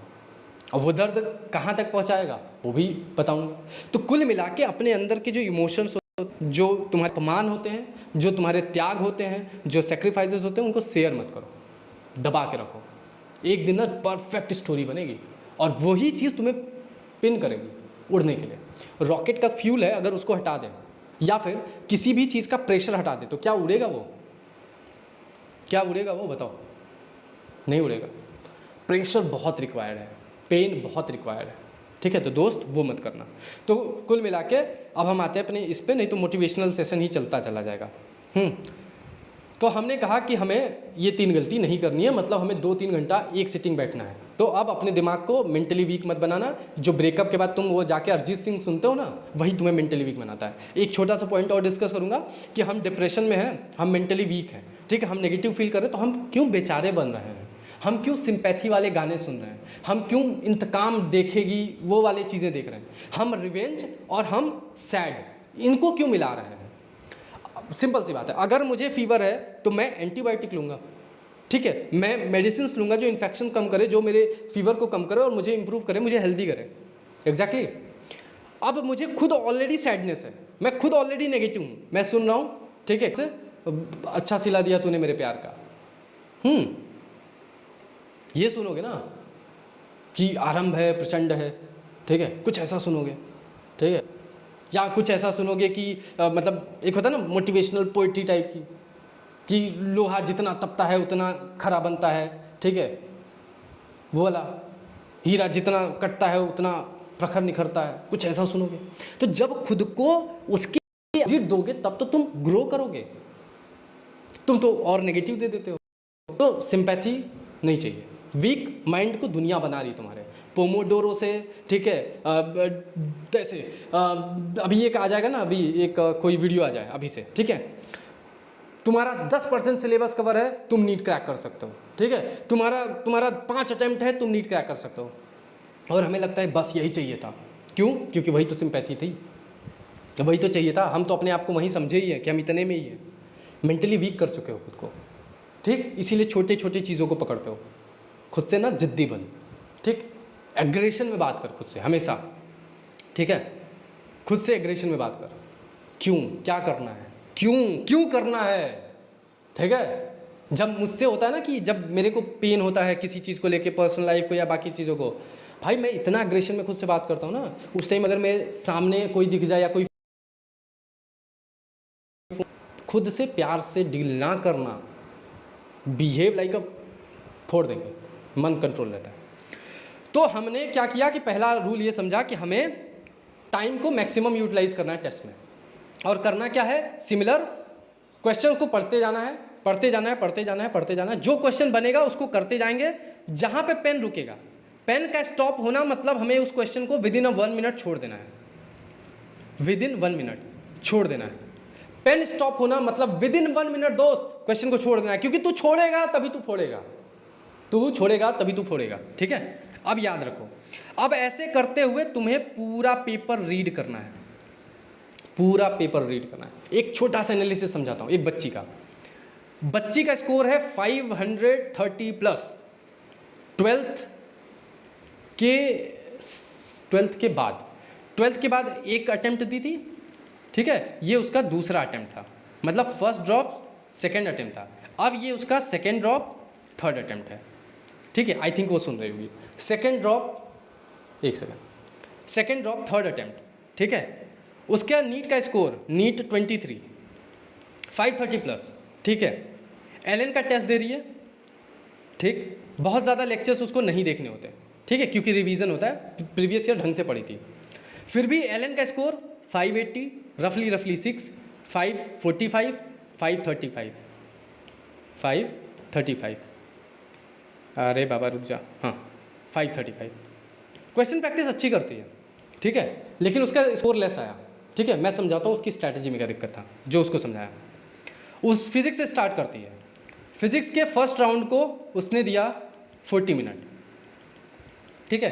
क्वेश्चन सॉल्व हुए थे 25, ठीक है? फिर उसके बाद वो गई बायो पे। बायो फर्स्ट राउंड, बायो का फर्स्ट राउंड उसने दिया 40 मिनट, ठीक है? 90 के 90 क्वेश्चन अटेम्प्ट किए, ठीक है? 87 के करीब करेक्ट किए, 3 करीब इनकरेक्ट किए, ठीक? उसके बाद फिर वो आई फिजिक्स पे, second round 75 minute, 12 question attempt. उसके बाद आई केमिस्ट्री पे, फर्स्ट राउंड, लगभग कितने मिनट बचे बताओ? 40 40 75 कितना गया? टोटल तुम्हें मिलता है 200 मिनट ना। 75 40 40 कितना गया? 40 40 80, ठीक है, 80 80 160 होता है, 5 माइनस कर दो, 155, ठीक है, 155 मिनट्स बचे कितने? 5 60 45 मिनट्स, ठीक है।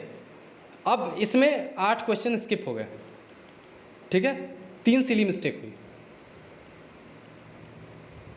अब तुम क्लियर मिस्टेक बताओ, इतना तो समझ गए होगे इस कहानी से। मिस्टेक क्या थी? मिस्टेक के दोस्त फटाफट बताओ, किस किस ने पकड़ा?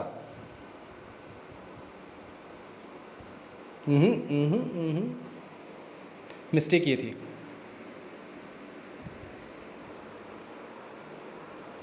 सुनो, फिजिक्स का फर्स्ट राउंड 40 मिनट, 45 क्वेश्चन, बहुत परफेक्ट, सही किया, ठीक है।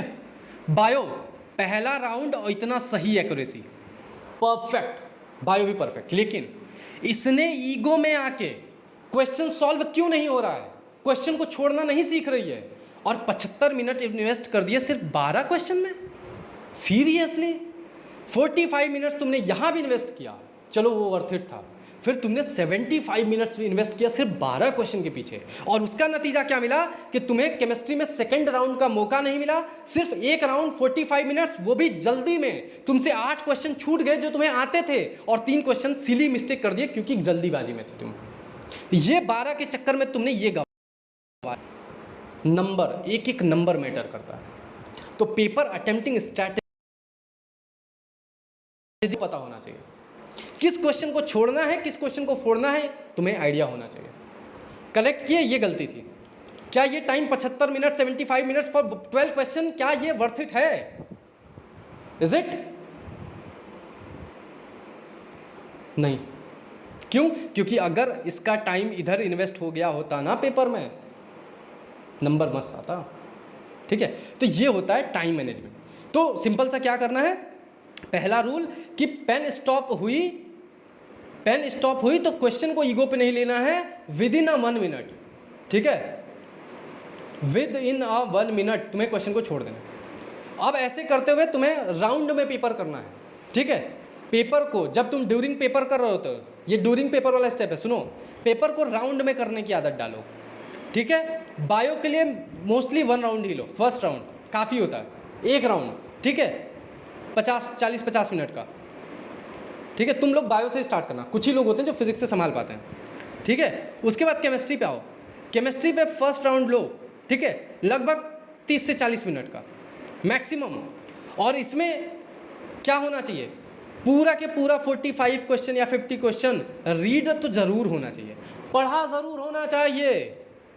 ये 30 से 40 मिनट में पढ़ा जरूर होना चाहिए, और बिना पेन स्टॉप हुए जितने अटेम्प्ट कर सकते हो करेक्ट वो करो। उसके बाद फिजिक्स पे आ जाओ, फर्स्ट राउंड 30 से 40 मिनट का, ठीक है। सिमिलर चीज़ 40 से 45 क्वेश्चन, 45 से 50 क्वेश्चन जो भी है वो रीड होने चाहिए, कंपलसरी है, पढ़ा होना चाहिए। तुम्हें 30 से 40 मिनट में ईच एंड एवरी क्वेश्चन पढ़ना ज़रूर है, जितना बनता जाए करते जाओ। अब कितना टाइम बचा, ठीक है, कितना टाइम बचा, चलो मान लेते हैं यहाँ पे तुमने 50 सीधा ले लिया, ठीक। अब बायो पे तुम्हें जाने की ज़रूरत नहीं है, एक राउंड में तुमने उड़ा दिया, 50 से ज़्यादा तुम दे ही नहीं सकते, ठीक। तुमने केमिस्ट्री पे मान लेते 40 दिया, फिजिक्स पे 40 दिया, ठीक है, 40 40 80, ठीक है, और ये 50, कितना हुआ 130 मिनट बचा, कितना 70 मिनट। इसमें 20 मिनट OMR को छोड़ दो, साथ के साथ करते हो, बचता है 50 मिनट बचा, 50 मिनट बचा, बोलो हाँ या ना, बोलो भाई, नेटवर्क नहीं आ रहा क्या? हाँ गुड, थोड़ा इंटरेक्टिव बनाओ। अब देखो मेरी बात ध्यान से सुनो, जितना मैं तुम्हारे दिमाग को जानता हूँ, तुम यहाँ ना ये 30 से 40 मिनट में पूरा खर्च हो चुके हो, तुम्हें जितना आता था तुमने फर्स्ट राउंड में अटेम्प्ट कर लिया, और तुमने पूरा पेपर पढ़ लिया। सिमिलर फिजिक्स में भी 30-40 मिनट के अंदर तुम खर्च हो चुके हो, तुम्हें जितना आता था तुमने कर लिया और पूरा पेपर पढ़ लिया।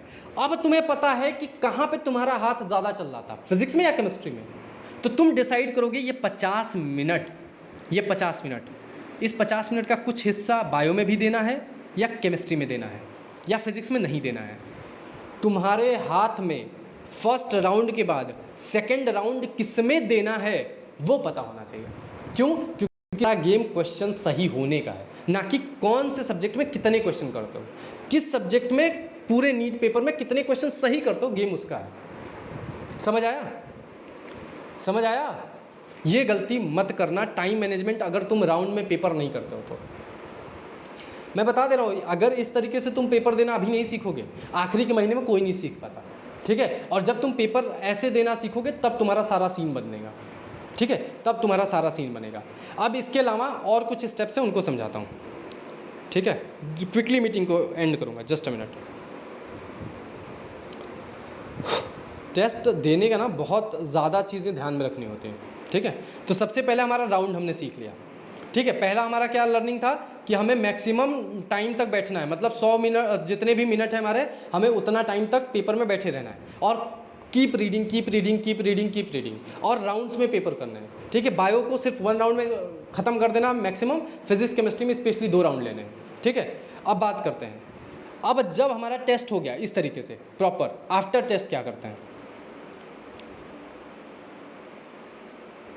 आफ्टर टेस्ट, ठीक है। अच्छा, पेपर में ना तुक्का मारना छोड़ दो। यहाँ पे बहुत लोग देख रहा हूँ गेसिंग यूज़ करते हो ना, तुक्का मारते हो ना, तुक्का मारते हो कि नहीं? चैप्टर टेस्ट पे भी बात करेंगे, चिंता मत करो, अभी पार्ट टेस्ट को समझा दो, मेन मुद्दा वो है। तुक्का मत मारा करो, वो नीट में काम करेगा, वो नीट में वर्थ इट भी होगा, मैं बताऊंगा उसको कैसे करना है। लेकिन अभी जो तुम गेस कर लेते हो, ठीक है, उससे तुम अपनी वीकनेस को हाइड कर रहे हो। मुझे एक बात बताओ, जो तुक्का सही हो जाएगा उसको क्या कर लोगे तुम? उस नंबर से क्या मिल जाएगा? सिर्फ तुम्हें नंबर इंक्रीज होते हुए दिखेगा, कोई लॉजिक नहीं है। तो गेस मत करो यहाँ पे, बिल्कुल मत करो, जब टाइम आएगा मैं खुद बताऊंगा, ठीक है। अब आफ्टर टेस्ट क्या करना है सुनो। पहले तो तुम्हें ये पता होना चाहिए कि तुमने पेपर्स को कितने राउंड में दिया। सुनते जाओ, कितने राउंड्स में पेपर कंप्लीट किया ये पता होना चाहिए। मैंने तुम्हें एक आइडियल राउंड्स बता दिया, ठीक है। इसके बाद फर्स्ट राउंड में जो क्वेश्चन हुए थे उनको कैसे अप्रोच किया था, सॉल्विंग कॉपी होनी चाहिए, तमीज से सॉल्विंग कॉपी होनी चाहिए। ये सॉल्विंग कॉपी ही तुम्हारा माइंड है। इसी को देख के तुम अपने टेस्ट के टाइम तुम्हारा माइंडसेट क्या होता है तुम समझ पाओगे, या कोई भी एसएम तुम्हारा जो टेस्ट डिस्कशन करता है वो समझ पाएगा। माइंडसेट तुम कभी भी टेस्ट के टाइम नहीं समझ पाओगे, टेस्ट के बाद ही तुम अपने माइंडसेट को समझ पाओगे। तो सॉल्विंग कॉपी से ये पता चलेगा जब फर्स्ट राउंड में जो क्वेश्चन हुए उन्हें तुमने कैसे अप्रोच किया, फर्स्ट राउंड में तुमने जो क्वेश्चन अटेम्प्ट किए उससे कितने इनकरेक्ट हुए और कितने करेक्ट हुए। सेकेंड राउंड में तुमने जो क्वेश्चन किए थे, ठीक है, अटेम्प्ट, उसमें से कितने करेक्ट और इनकरेक्ट हुए। क्यों? क्योंकि ये बताएगा कि तुम ज़्यादा एक्यूरेसी फर्स्ट राउंड में लाते हो या सेकेंड राउंड में लाते हो, ठीक है। तुम्हें अप्रोच भी पता होनी चाहिए, कौन कितने करेक्ट हुए कितने इनकरेक्ट, और अप्रोच पता होनी चाहिए, ठीक है। उसके बाद, ठीक है, जो इनकरेक्ट हुआ उनका क्या रीज़न था, ये तो बेसिक है, ठीक है। फोकस ऑन किस पोर्शन में लैग कर रहे हो, मीन्स देखो, जब तुम्हारा इनकरेक्ट या अनअटेम्प्ट होता है तुम उसको वहीं पे गोली मार देते हो कि चल भाई हो गया, मैं हूँ पागल, मेरे गधा हूँ, मेरे से नहीं होगा। तुम्हें रीज़न पकड़ना है। रीज़न मतलब एरिया, किस एरिया में तुम लैग कर रहे हो, जैसे कॉन्सेप्चुअल, थ्योरेटिकल या टाइम मैनेजमेंट या रट्टाफिकेशन। ये समझे 4, कॉन्सेप्चुअल, थ्योरेटिकल, टाइम मैनेजमेंट या रट्टाफिकेशन। उससे तुम्हें पता चलेगा कि तुमने मोल कॉन्सेप्ट के अगर 10 क्वेश्चन में से 5 क्वेश्चन में इनकरेक्ट कर दिया, ठीक है। अब इस इनकरेक्ट का रीजन तुम्हारा मेनली था कैलकुलेशन, ठीक है, मेनली क्या था, कैलकुलेशन या फिर टाइम मैनेजमेंट। तो तुम्हें पता होगा कि तुम्हारी मोल कॉन्सेप्ट में वीकनेस क्या है और तुम्हें वर्क किस पे करना है, ठीक है। तो फिर से बताता हूँ, कितने राउंड्स में पेपर कंप्लीट किया, मैंने बताया आइडल राउंड, ठीक। अब 2 राउंड में जब पेपर कंप्लीट किया तो फर्स्ट राउंड में कितने क्वेश्चन करेक्ट इनकरेक्ट हुए और क्या अप्रोच थी, सेकेंड राउंड में कितने क्वेश्चन करेक्ट इनकरेक्ट हुए और क्या अप्रोच थी, जो क्वेश्चन अनअटेम्प्ट हुए उनका क्या रीज़न था, जो क्वेश्चन इनकरेक्ट हुए उनका क्या रीज़न था, किस पोर्शन में हमारा लैग हो रहा है उस पर फोकस करो, theoretical, conceptual, calculation, time management या फिर रट्टाफिकेशन, ठीक है। इसके बाद जो क्वेश्चन नहीं हुए उन्हें सॉल्व करने के लिए अप्रॉक्स कितना टाइम सोचा, कितने टाइम्स रीड किया। स्पेशली मान लेते हैं एक क्वेश्चन था जिसको 3 बार पढ़ा और नहीं बना, कोई क्वेश्चन था जिसको 1 बार पढ़ा फिर भी नहीं बना, तो हमें ये भी देखना होगा कि हम किसी क्वेश्चन को कितनी बार पढ़ के कर लेते हैं या कितनी बार पढ़ के भी नहीं कर पाते हैं, तो वो बताएगा कि वो कॉन्सेप्ट, वो टॉपिक कितना वीक है तुम्हारा, ठीक है। उसके बाद हाँ, जो क्वेश्चन तुम्हारा इनकरेक्ट हुआ है वो किस स्टेप पे जाके इनकरेक्ट हुआ है। जैसे किसी भी क्वेश्चन को जब तुम कर रहे होते हो तो एक होता है स्टार्टिंग में ही ब्लैंक हो, उसको अप्रोच ही करना तुम नहीं जानते, स्टार्टिंग खत्म, कि एक होता है बीच में आके, मिड में आके तुम स्टॉप हो जाते हो। अब ये जो मिड में स्टॉप हुए हो ये पता होना चाहिए कि किस जगह पे हुआ था। जब इसको तुम करेक्ट सोल्यूशन से मैच करोगे, करेक्ट सोल्यूशन से मैच करोगे तो जहां रुके थे और जो था वो बताएगा तुम्हारा एक्चुअल में रीजन, समझे। हाँ, अब तक इतना डीप सोचा नहीं क्योंकि अलमाइटी मेंटरशिप में नहीं थे, एक और प्रमोशन देखो सच बता, ये बहुत डीप है, सच बताओ, ये मैं किसका तुम्हें बता रहा हूँ तरीका, अगर पब्लिकली बताऊँ, ये मैं उस बच्ची का टेस्ट डिस्कशन तुम्हारे साथ शेयर कर रहा हूँ जिसने यूट्यूब से पढ़ाई करके, किससे, यूट्यूब से पढ़ाई करके 656 and currently she is in AIIMS. ये डीप होती है टेस्ट एनालिसिस। एम्स में है फिलहाल वो, ठीक है, नाम पता चल गया, 656 ओनली फ्रॉम यूट्यूब।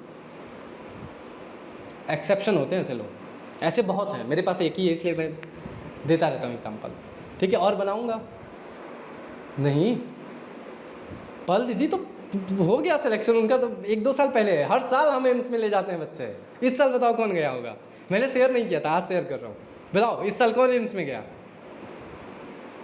पल दीदी तो पिछले साल गई थी, इस साल गई हैं लाइबा दीदी, हाँ इस साल गई हैं लाइबा दीदी 656 के साथ एम्स जम्मू।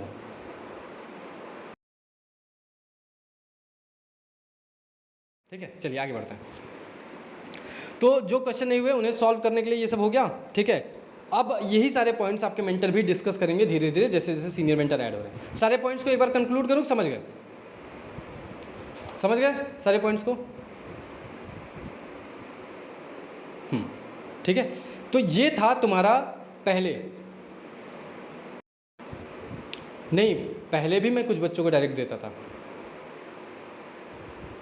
कुछ बच्चे होते तो जिद पे अड़ जाते थे तो हम क्या कर सकते थे। अच्छा, मेरे से डायरेक्ट गाइडेंस लेने के लिए मुझे ना उस लेवल की तुम्हें डेडिकेशन, हार्डवर्क, ऑनेस्टी दिखानी पड़ती थी। मतलब मैं ऐसे ही नहीं रेडी हो जाता हूँ किसी को पर्सनल मेंटरशिप देने के लिए। अभी तो तुम लोग को दे रहा हूँ, क्यों, क्योंकि अब तो ये मेरी मेंटरशिप है, यहाँ तो मुझे सब पर्सनल करना है, ठीक है।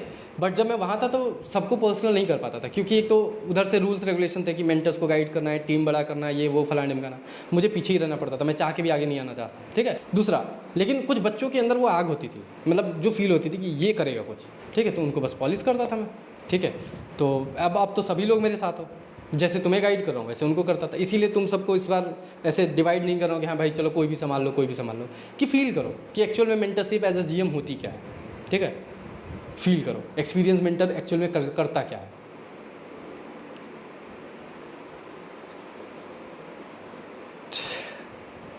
जी, मेरी मेंटरशिप बहुत अलग अलग टाइप की है, छोड़िए, कुल मिला के पैसे से कोई भी मेरी मेंटरशिप नहीं ले सकता, ठीक है। आप पैसा पे करते हो इनिशियल है, आप जितना हार्डवर्क करोगे, जितना ऑनेस्ट होगे, कसम बता रहा हूँ, सामने जान डाल दूंगा तुम्हारे सिलेक्शन के लिए। तुम्हारे अंदर से बस एक बार ऑनेस्टी, डेडिकेशन, वो जुनून फील हो जाए ना, जुबान दे रहा हूँ, ठीक है, वो बच्ची जानती है मेरी, जान निकाल के दे देता हूँ, ठीक है, ध्यान रखना। चलो, तो कुल मिला के कंक्लूड करता हूँ, बिफोर टेस्ट ऑनगोइंग चैप्टर पे कैसे काम करना है ध्यान रखना, ठीक।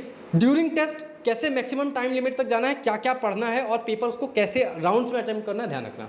आफ्टर टेस्ट पेपर की एनालिसिस कैसे करनी है, कितने राउंड्स में किए, फर्स्ट राउंड में कितने करेक्ट हुए, सेकंड में कितने करेक्ट इनकरेक्ट हुए, क्यों हुए, अप्रोच क्या थी, जो इनकरेक्ट हुए उनका रीजन, जो अनअटेम्प्ट थे उनका रीजन, इसके साथ साथ, ठीक है, जो क्वेश्चन इनकरेक्ट हुए आधे में रुके तो क्यों रुके, अप्रोच मिलानी है, ठीक है, इतना सब करना है। अब उसके बाद आ जाता है work on your weakness, last खत्म करेंगे।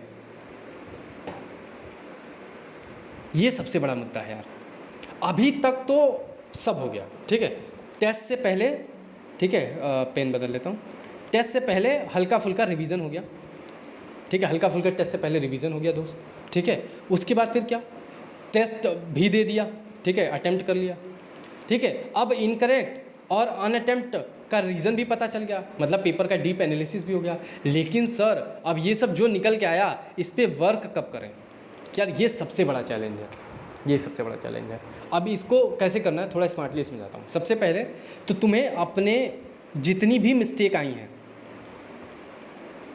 जितनी भी वीकनेसेस आई हैं, ठीक है, इन सभी चीज़ों को, चाहे वो टॉपिक वाइज हो, चाहे वो चैप्टर वाइज हो, मोस्टली टॉपिक वाइज होंगी, उनको आपको मार्क कर लेना है, मिस्टेक कॉपी बना लेनी है, ठीक है। देखिए, जो कॉन्सेप्चुअल चीज़ गलत हुई उसको तुम सीधा अपने नोट्स में जाओ या मिस्टेक कॉपी में सिर्फ टॉपिक लिख दो कि भाई ये कॉन्सेप्ट मेरा वीक है, इससे कॉन्सेप्चुअल गलती हो रही है, इस पर प्रैक्टिस करना है और तमीज़ से करना है, ठीक है। जो फॉर्मूला से गलती हो रहा है उस मिस्टेक कॉपी में डायरेक्ट फॉर्मूला डालो, जो फैक्चुअल क्वेश्चन गलत हो रहा है डायरेक्ट वो फैक्ट डालो, ठीक है। तो कुल मिला के तुम मिस्टेक कॉपी बनाओ और अपनी चीज़ों को मार्क कर लो, ठीक है। उसके बाद क्या, समटाइम्स ये देखे हो ना, जो चैप्टर्स इस टेस्ट में थे, फॉर एग्जांपल शॉर्ट टेस्ट में थे, तो प्रैक्टिस टेस्ट में यही चैप्टर्स आते हैं मोस्टली। अब उस वीक तुम जो ये टॉपिक फाइंड आउट किया ना, इस पे तुम काम करो और उसमें दो, या फिर एक वीक गैप रह जाता है, कभी कभी गैप होता है, उस वीक में तुम इन अपने टेस्ट की वीकनेसेस पे काम करो। अब इसी में कोई पूछा था सर बीच में तो चैप्टर वाइज ही टेस्ट डाल देते हो। देखो, चैप्टर वाइज टेस्ट कभी भी स्कोर नहीं बताएगा, कभी भी वो तुम्हारी प्रिपरेशन कैसी है, ठीक है, वो नहीं लाइक बताएगा कि अप है कि डाउन है, ठीक है। और कभी भी वो तुम्हारे लाइक उसको जज नहीं करेगा कि तुम लाइक सब सही कर रहे हो, मतलब तुम्हारी प्रिपरेशन एक इनकरेक्ट अगर ज़्यादा हो गया तो नहीं गलत चल रही है, ठीक है, अनअटेम्प्ट ज़्यादा हो गया तो नहीं गलत चल रही है, ऐसा नहीं है। चैप्टर वाइज जो होता है ना, वो पूरा एक चैप्टर को पूरा डाल देते हैं, मतलब उसके इंपॉर्टेंट लेस इंपॉर्टेंट हर तरीके की टॉपिक डाल देते हैं। मतलब अगर एक चैप्टर से तुम 50 क्वेश्चन कर रहे हो, ठीक है, तो इस पर तुम्हें सिर्फ ये देखना होता है कि इसमें मैक्सिमम टॉपिक कौन से वीक निकल के आए हैं। देखो, कुछ लोग चैप्टर वाइज टेस्ट के लिए रिवीजन करते हैं, कुछ लोग नहीं करते, कुछ लोग टेस्ट के बाद रिवीजन करते हैं। मैं चैप्टर वाइज टेस्ट को प्रायोरिटी नहीं देता, लेकिन प्रैक्टिस करवाता हूँ। मैं सबको करूँगा, अभी और करूँगा। रीज़न क्यों? क्योंकि उससे तुम्हारा 50 क्वेश्चन क्वालिटी क्वेश्चन दोस्त, क्वालिटी क्वेश्चन किस पे हो रहा है? एक चैप्टर पे हो रहा है। कितना अच्छा चीज़ है ना, सोचो कितना अच्छा चीज़ है। 50 क्वालिटी क्वेश्चन एक चैप्टर पे हो रहा है, ठीक। अब इस चैप्टर से तुम्हें पता चल गया कि तुम्हारे मोस्ट यानी मैक्सिमम टॉपिक कौन से वीक हैं, ठीक। अब जब इनका तुम्हारा शॉर्ट टेस्ट या प्रैक्टिस टेस्ट होगा, ठीक है, तो तुम्हें पता होगा कि तुम्हारी वीकनेस क्या है। Chapter wise test is just a warm up, just a warm up. इससे क्या होता है, एक क्वेश्चन प्रैक्टिस बढ़ जाती है तुम्हारी, ठीक है, और एक तो तुम्हें तुम्हारी वीकनेस पता चल जाती है। Chapter wise test you can customise according to your self. Revision के साथ देना है, रिवीजन के बाद देना है, आफ्टर टेस्ट रिवीजन करना है, संडे को देना है, हफ्ते में डेली देना है, हफ्ते में 2 देना है, हफ्ते में 3 देना है। You can customise according to your self. I am ready to provide it, but chapter wise test is not a like कुछ सोल्यूशन या not a perfect way to identify your preparation. ये जस्ट और like question practice को थोड़ा बढ़ा देता है, एक चैप्टर पे ढंग के क्वालिटी क्वेश्चन दे देता है, तुम्हारे पूरे चैप्टर को कितना ग्रिप है वो बता देता है। That's it, enough. जो मिस्टेक कॉपी है, बायो में मिस्टेक कॉपी बनाने की जरूरत नहीं, सीधे एनसीईआरटी मार्क कर दो, ठीक है। 10 कॉपी बनाओगे नहीं पढ़ोगे, एनसीईआरटी मार्क कर दो, ये मिस्टेक हो रही है, मिस्टेक हो रही है, मिस्टेक हो रही है, या एक पेज पे लिख के उस चैप्टर पे पिन कर दो, ठीक है। Keep revising them. Physics chemistry में, ठीक है, जो फॉर्मूला टाइप मिस्टेक हो रही है, जो फैक्चुअल मिस्टेक हो रही है, तो एक शॉर्ट नोट्स बनाते हो, शॉर्ट नोट्स में सारे फॉर्मूले लिखे हुए हैं, तो उसमें फॉर्मूलेस को हाईलाइट कर दिया कि ये फॉर्मूला बार बार गलत हो रहा है। कुछ मिस्टेक हो रही है फैक्चुअल, तो उसको शॉर्ट नोट्स में लिख दिया कि ये मिस्टेक हो रहा है। तो शॉर्ट नोट्स और मिस्टेक कॉपी को यू कैन कंबाइन दैट, ठीक है। अब आता है कि जो कॉन्सेप्ट उसको क्या करें, कॉन्सेप्चुअल गलती को तुम टॉपिक को मार्क कर दो, क्योंकि पूरा टॉपिक तुम्हें फिर से शायद लेक्चर देना पड़े, या फिर से रीड करना पड़े, या फिर से क्वेश्चन प्रैक्टिस करना पड़े। कैलकुलेशन मिस्टेक का कोई सोल्यूशन नहीं है, विथ टाइम विथ प्रैक्टिस सही हो जाता है। टाइम मैनेजमेंट का भी कोई इशू वो नहीं है, सोल्यूशन नहीं है, विथ टाइम विथ प्रैक्टिस सही होता है, ठीक है। हाँ, मैं तो खुद के एक व्हाट्सएप ग्रुप में डाल देता मिस्टेक, ठीक है, लेकिन कॉपी पे रहेगा तो ज़्यादा अच्छा रहेगा। आप फटाफट वो पूछ लेते हैं जो डाउट्स हैं आपको। ऑलरेडी 1.5 घंटा मीटिंग हो चुकी है, ठीक है। सिलेबस चेंज हुआ है, टेंशन मत लो, मैं हूँ, अभी करते जाओ।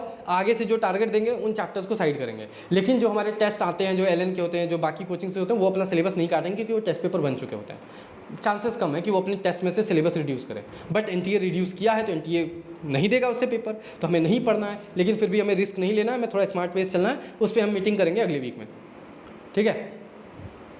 तो फिलहाल फटाफट बताइए, कोई डाउट है? और आप में से जितने लोग के टारगेट खत्म होने वाले होंगे, कल आप टारगेट ले लीजिएगा, क्यों? क्योंकि मंडे से टेस्ट डिस्कशन में आना है मुझे। जी रमशा, मैं कल आपको कॉल करता हूँ, ठीक है। आज एक बच्ची और आई थी उस मेंटरशिप से, तो उसको भी बात करनी है और आपको भी बात करनी है, तो मैं आप सबसे कल बात करूँगा। आज ऑलरेडी एक बच्ची पेड है, उसको कॉल करना है। जी जेसिका, कल बात कर लेंगे, अभी आज नहीं है, क्योंकि अभी देखो डिनर भी करना है, ऑफलाइन वालों का भी देखना है, ठीक है। फिर एक बच्ची वेट कर रही होगी, उसका करना है, ठीक है। तो बहुत सारी चीज़ें। जी